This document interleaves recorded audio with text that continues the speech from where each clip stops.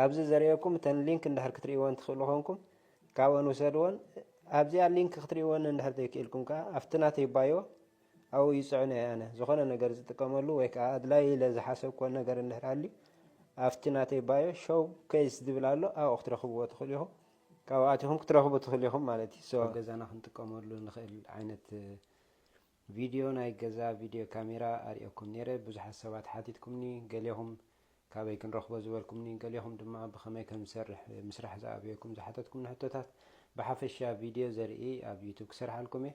ንመልሲ ዝኣክል ግን እዚ ዓይነት ካሜራ ክንገዝኦ ከለና ገሊ ረኮመንድ ገብረናይ ሚሞሪ ኤስቲ ሚሞሪ ካርድ እቲ ዝደቐቐ ሚሞሪ ካርድ ኢንሰርት እንድሕር ጌርናዮ ምስኡ ወርሓዊ ክፍሊት ከይከፈልና 724 ሪከርድ ክገብረልና ዝኽእል ዓይነት ቪድዮ ካሜራ እዩ ማለት እዩ ኣብዚ ዳውንሎድ ክንገብሮ ከለና ኢሜይል ይሓተናይ ዘለና ኢሜይል ክንጥቀም ንኽእል ኢና ወይ ከዓ ሓድሽ ኢሜይል ንዕኡ ኢልና ክነውፅእ ንኽእል ኢና ባርኮድ ኣሎ ባርኮድ ስካን ንገብሮ ምስኡ ዝመፅእ ምስቲ ዝገዛእናዮ ዓይነት ካሜራ ብድሕሪኡ እቲ ባርኮድ ስካን ምስ ገበርናዮ ድማ ናብቲ ናቶም ዌብሳይት ዳይረክት ክገብረና ኢሜይልና ምስ ከፈትና ድማ ኦፕሽን ክህበናይ ማለት እዩ እቲ ኦፕሽን ከዓ ንምንታይ እዩ ሓደ እቲ ቤዚክ እንድሕር ደሊና ካሜራ ጥራይ ክቐድሓልና ጥራይ እንድሕር ደሊና ኖቲፊኬሽን ክመፀና ጥራይ እንድሕር ደሊና ኣብ ናትና ሴት ኣብ ኣቲና እታ ቤዚክ ትብል ዘላ ንምርፅ ማለት እዩ እንድሕር ንሕና ምስ ጉግል ኣሌክሳ ስፒከር ላይ ናይ ገዛና መብራህቲ ዘሎ ኮንትሮል ክንገብር እንድሕር ደሊና ኮንሰርኒን በታ ኣብ ጥራይ ማለት እዩ ንዓኣ ዳውንሎድ ምስ ገበርናያ እንድሕር ወርሓዊ ክፍሊት ከፊልና 2 ቅርሺ ክኸውን ይኽእል እዩ 3 ቅርሺ ክኸውን ይኽእል እዩ ዲፐንድስ ንሕና ፒክ ንገብሮ ማለት እዩ እሱ ድማ ንምንታይ እዮም ኦፕሽን ዝህቡና ናይ ገዛና መብራህቲ ብቴሌፎንና ምስኡ ምስቲ ኣብ ናይቲ ቪድዮ ካሜራ ኮንትሮል ንገብሮ ምስኡ ሴት ኣብ ይኸውን እሞ ኣብ ገዛና ዘሎ መብራህቲ ኣብ ክንቢ ስዊች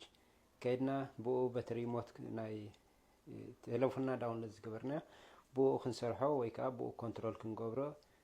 ንኽእል ማለት እዩ እቲ ኦፕሽን ሕጂ ክልተ ኦፕሽን መርፀና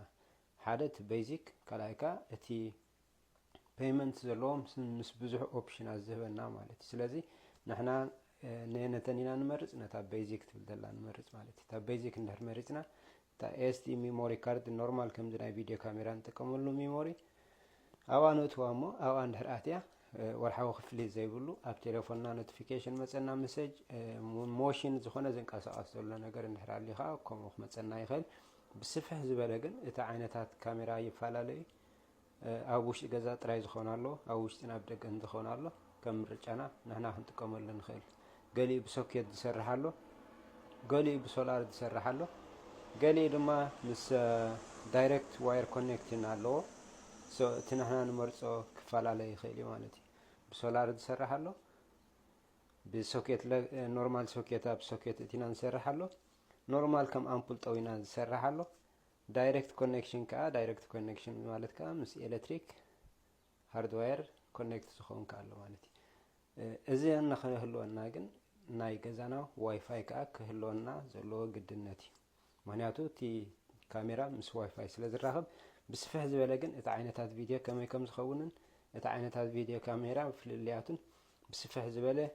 ኣብ ዩቱብ ክሰርሓልኩም እየ ገሬ ፕሮዳክሽን ኢልኩም ፈለው እንድሕር ጌርኩማ ሼር እንድሕር ጌርኩማ ከዓ እዚ ምናልባት ሓጋዝ ኮይኑ እንድሕር ረኺብኩሞ ንኻልእ ሰብ እውን ክጠቕሞ ስለ ዝኽእል ኣብ ቀፃሊ